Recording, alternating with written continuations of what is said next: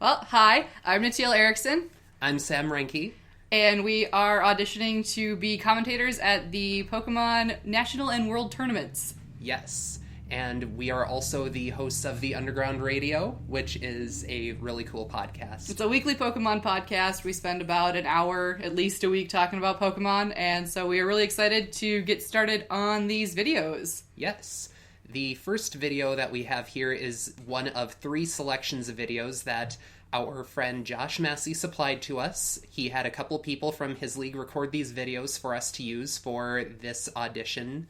And the first one that we have here is going to be a battle between one of his league members and another person he fought in a random battle. So it looks like our challenger will be utilizing some very interesting Pokemon. We've got a Salamence, a Sceptile, an Ambipom, a Wailord, a Garchomp, and a sad-looking little Vanillite down there in the corner. We probably won't be seeing Vanillite in the fight today. Probably not. But, you know, those 4 Pokemon that we see here that are level 50, the Sceptile, the Salamence, the Ambipom, and the Wailord, are all looking to be a fairly solid team. Wailord's a very interesting choice. You don't see Wailord terribly often in competitive battling, so No. that's a very interesting water-type choice. Most of the time you're seeing more things like Blastoise or, what's another great... Gyarados would be the other... Blastoise and Gyarados make a very solid... water-type choices. Yes. So we've got the battle starting now, leading with Gyarados and Salamence. We'll likely be seeing a Mega Gyarados come out after that. Yep. And we've got a Wailord and an Ambipom leading for the challenger here. And, you know, I'm kind of expecting a water spout off the Wailord. I really would like to see that attack. Ambipom, I'm not sure. I would expect Fake Out. Fake Out would be a good first choice for the Ambipom. The double Intimidates that we just saw there from Gyarados and Salamence are really going to hurt that Fake Out, though. Yep. It's going to be rough for these two to start with if they don't switch out. But hopefully Wailord will be using some special attacks and that'll help him out. Indeed. Now you know, an interesting thing about the Gyarados here, I'm just looking at it right now, Gyarados has kind of a monochromatic set of attacks that he can work with. None of them will be really that effective on that Wailord. Oh, looks like we have, you called it, the Mega Evolution. The Mega Evolution for the Gyarados. Definitely a solid choice. So now we've seen Gyarados' typing change as well, which is... Water and Dark. It could be very helpful for him in this particular fight. Oh, that's a Thunder off of Ambipom. That is an interesting choice. That is not what either one of us were expecting, so... And the Gyarados used Earthquake, allows the Salamence to escape it entirely, and hits Wailord for a substantial amount of damage, considering that he's a Wailord. Considering all the HP he has. I'm surprised it didn't do a little more to the Ambipom. It's a fairly bulky-looking Ambipom out there. Oh, yeah. And did we see a missed Draco Meteor off that Salamence? We did see a missed Draco Meteor, which is not a very helpful thing for our friend Nadochi here. Oh, we've got a second miss. That is some bad luck. That is bad statistical luck. Yep. Oh, now we've got a Dragon Dance coming off of the Gyarados. So we've got Dragon Dance and Earthquake. Probably going to see Waterfall 2 on him. And that is a bouncing Wailord. That is a bouncing Wailord. That is not the choice I would have made, but I guess we'll see how that plays out for our challenger here. Indeed. The Dragon Dance is always going to be a bit of a gamble on Gyarados, because it's wasting up a turn trying to get one of them off, and if you've got your foe thinking you're going to pull it off, he's going to double attack on you. There's a hit on the Draco Meteor, finally. There goes the Salamence. Yep. Yeah, Draco Meteor, 90% accuracy. You do not expect it to miss twice in a row, but, you know, it does happen. Once in a while. Once in a great while. Got a second Dragon Dance, so it's a good choice. I mean, the bounce off the Wailord after it's had 2 Intimidates is not going to do a lot. Nope, it didn't do much. Probably 14 HP in damage to the Gyarados. Not enough. He really needs to, if he's got a physically attacking Wailord, he really needs to switch out. Uh-huh. Alright, and then I'm interested in knowing what the Salamence is going to do now that it's had the special attack drop from Draco Meteor. The Sceptile is a nice choice now that Gyarados has lost its flying type because it is now weak to grass type attacks, whereas before it would have been taking neutral damage. So the Salamence is a really good choice here. Oh yeah. Oh, now he's returning the Salamence, okay. Or the Sceptile is a really good choice. That was my bad on that one. Oh, we've got a Rotom and not a Rotom. It's a Heat Rotom. It's a Heat Rotom. It's not a Rotom W. I'm so much more used to seeing the Wash Rotoms come out. Oh, and Gyarados protected itself from Leaf Storm off the Sceptile, which is good. Here's now the I've Water got a Spout. Did about 50% damage to the Rotom. Oh, because we've got a Berry in effect. And the Rotom used the Citrus Berry. That's a good choice on a Rotom. Yep. It's definitely going to follow up with Overheat. It cannot use anything else. I mean, the overheat should do a substantial amount of damage to Sceptile, and hopefully Gyarados will come in and give a little bit of aid to the Rotom just to make sure that Sceptile goes down. Mm-hmm. Well, the Earthquake that it can use. Oh, it protected. Oh, it's protecting for the Earthquake, I bet. No, because it has Levitate. It has no need to protect from Earthquake. Mm-hmm. That's an interesting choice. Knocked out the Wailord, though.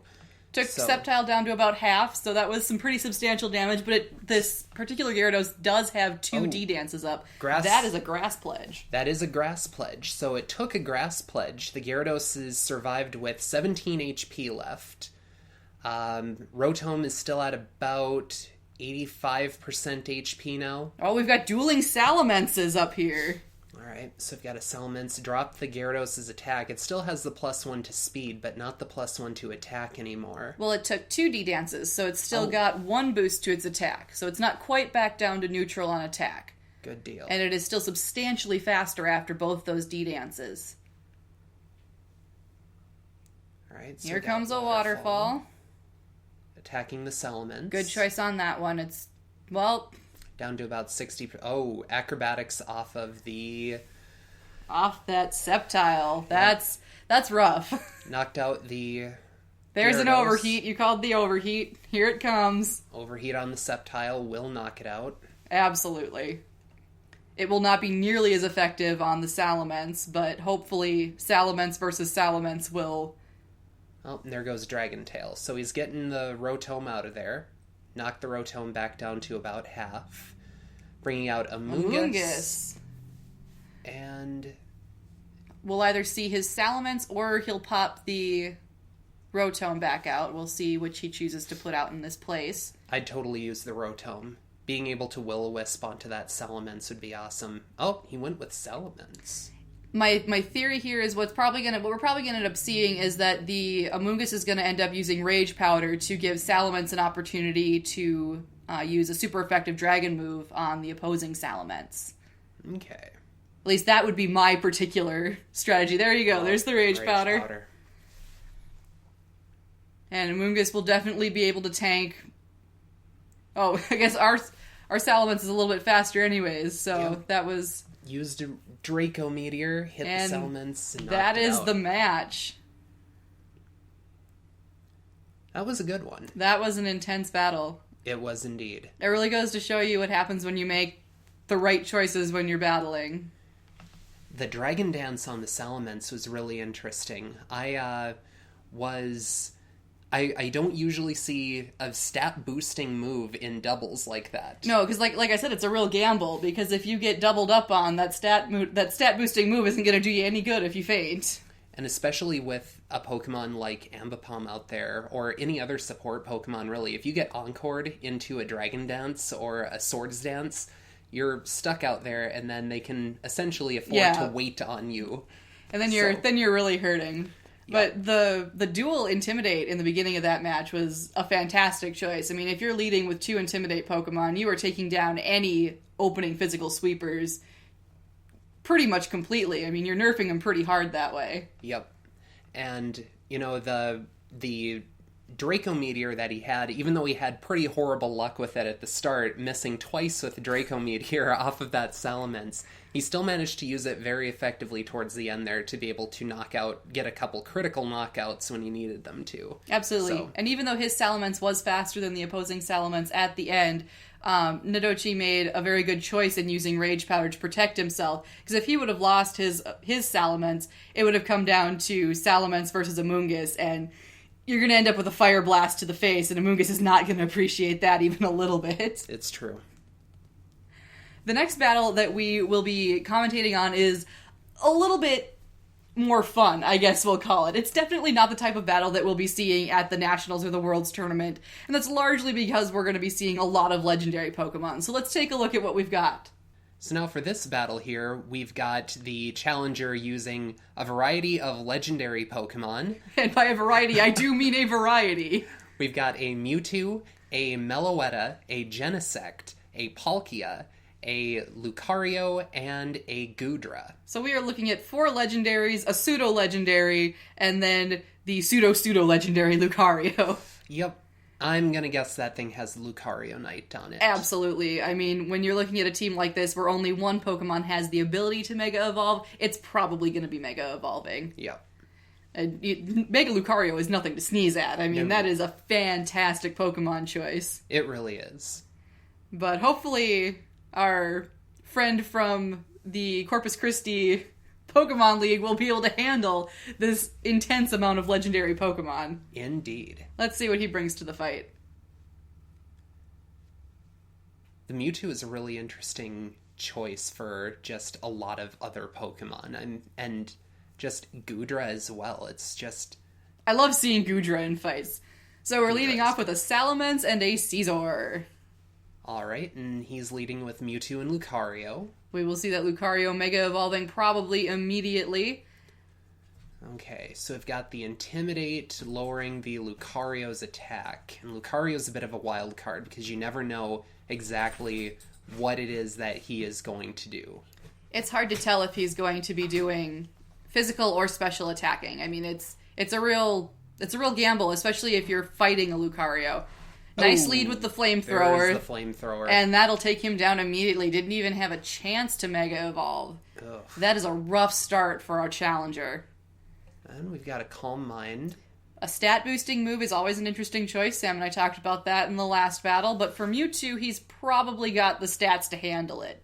Yep. Oh, here comes a U-turn. That is not going to be... Oh one my! shot That was an amazing attack. That was ridiculously powerful. So we've had both the loss of a Lucario and a Mewtwo in the very first turn, and we've got the Scizor going back for a Amoonguss. Amoonguss is a fantastic choice. It's a staple on most of my teams, but I run some fairly interesting teams. Alright, let's see what the challenger's gonna bring out. This is... Okay, so we've got a Genesect. Genesect is a good choice against our Amoonguss here, and the Goodra.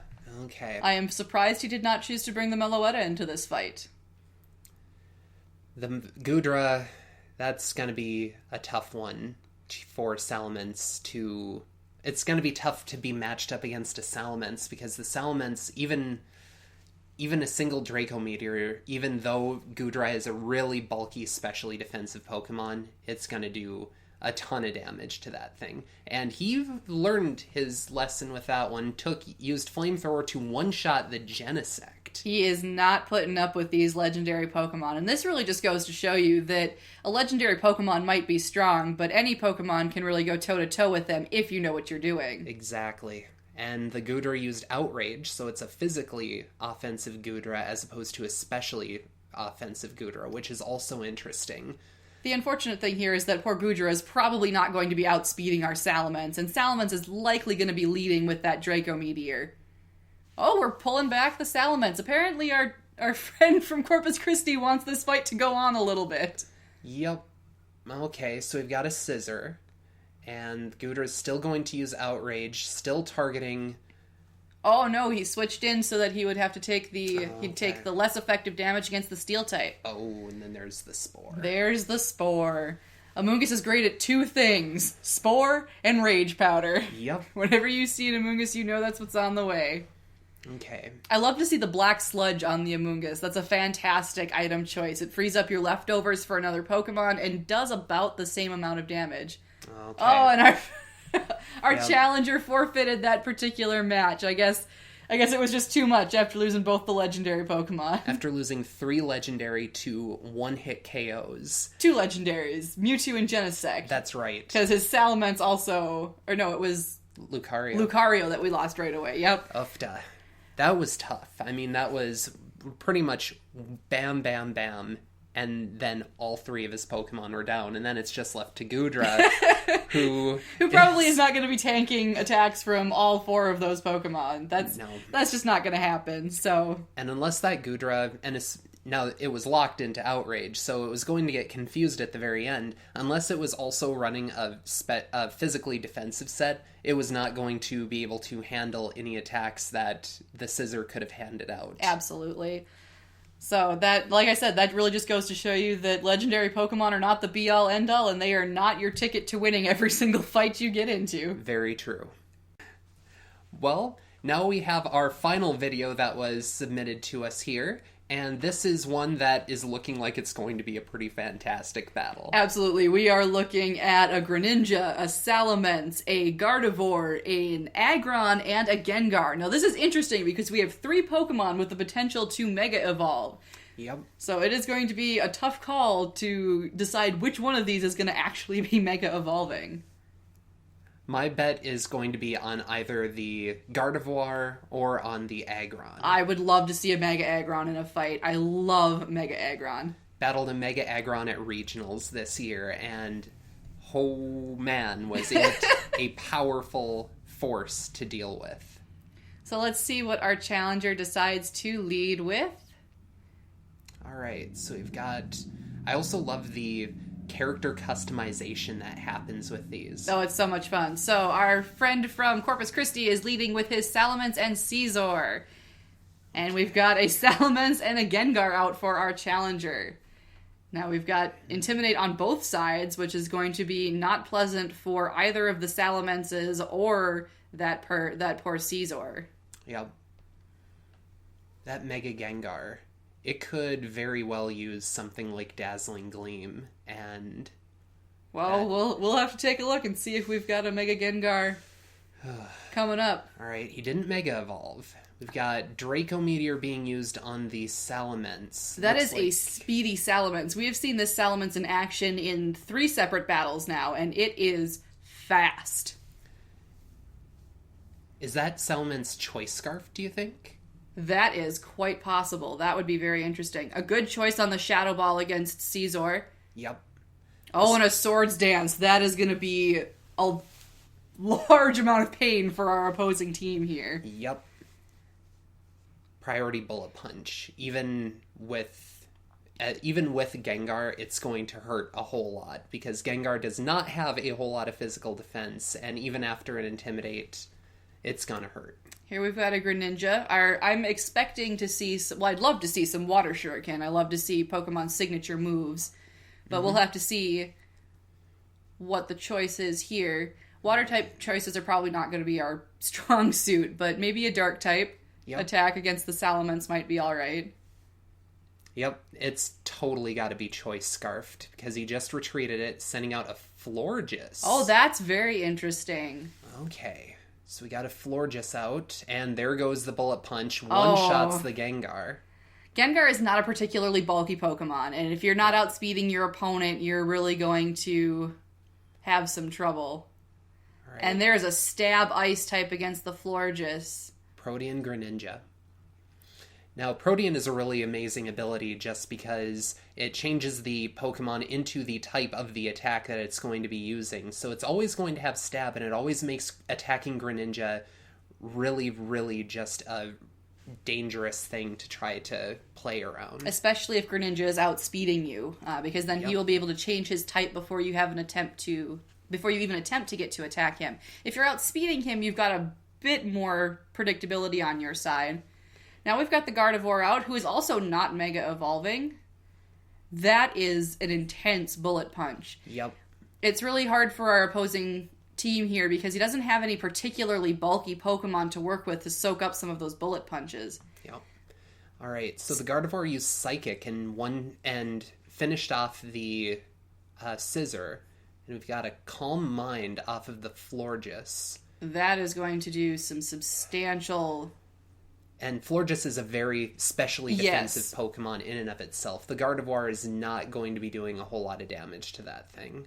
Not specially, no. And so now it's really just going to be sort of a war of attrition until either Gardevoir gives in or Florges gives in, and I'm guessing that Gardevoir is going to give in before Florges.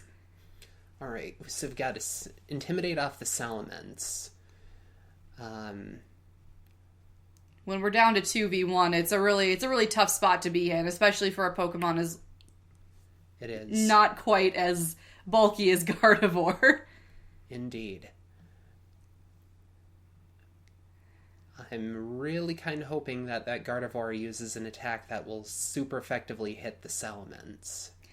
If we see a Fairy-type attack come out of Gardevoir, we might be able to take down the Salamence, and then it'll be down to Florges versus Gardevoir, which would be an extremely interesting fight. Oh, and we've missed on the Stone Edge, and we've got a Moonblast coming in. That might be the end for Salamence. It is. Yeah, that's missing with Stone Edge. I mean, that 80% accuracy, I mean, you've got a chance to critically hit more often, but man, if you can't connect with that hit, it could end you. And it did. This is the second Calm Mind that's come up on Florges. Florges is now boosting a +2 to both its special attack and its special defense. Yep. And for a Pokemon especially defensive as Florges already, that's gonna hurt. All right, so he's brought out the Heat Rotom, and I still love seeing this Heat Rotom every single time. Rotom is so small compared to the other ones, too. Oh, and the Will-O-Wisp has connected. Gardevoir is officially on a timer. Yep. All right, so we've got another Moonblast directed at the Rotom. That's probably the smart choice there, although it's not being terribly effective. It was, yeah, the Fire types do resist Fairy-type attacks, so I don't know if the challenger thought that it was going to hit for super effective or if it was just going to be a strong stab attack. Might have been better to hit with Psychic instead. Psychic probably would have been the better choice there, but using the Moonblast on Rotom over Florges was a slightly smarter decision, with Florges already having 2 boosts to its special defense. The Rotom is going to have to go down first. Yep. Oh, and the match was forfeited again. I suppose if you're in that sort of situation where you've got the Rotom you've got the Heat Rotom, it can obviously overheat, and while you've got Gardevoir, who is a very specially defensive Pokemon, a very specially offensive Pokemon, and you've got all that going for you, if you still get hit too many times with Overheat and with Burn and all of that accumulating on there, and especially with a Florges with +2 to special attack and special defense, you are in a world of hurt. You really are, and that's a tough place to be. So I can see why that particular match was forfeited. It was a rough sell for the opposing team on this one, but a really good match. Made some really interesting choices. Our friend from Corpus Christi really played that one very, very well. And from what I remember from what Josh told us about this particular member of his league, this is a guy who brought this very same team to regionals. He is, from what I understood from what Josh told me, a very competitive Pokemon player. Like, will spend hours on the internet just talking with Josh about competitive Pokemon, kind of how we do. Yes. And so he was definitely not going to be a pushover opponent. Absolutely not. Nobody going up against this team was going to have an easy time. It's really nice to see players with that level of skill battling. I really love to be able to watch those battles and, kind of speculate on the choices they're going to be making, and I love to be surprised by the choices they make as well. And, he made some really intelligent choices, too, especially in the first match, where we saw the switch into Salamence as opposed to Rotom. And, with the Choice Scarf especially, being able to outspeed constantly with that Draco Meteor. It's really... And it's a good thing that he did choose Salamence over Hydreigon. I mean, Hydreigon would have maybe hit a little harder with its special attack, but being quadruple weak to Fairy is also... That really kills it for Hydreigon now. It's a sad thing for Hydreigon, but it's a Pokemon that'll find its new niche eventually. It will.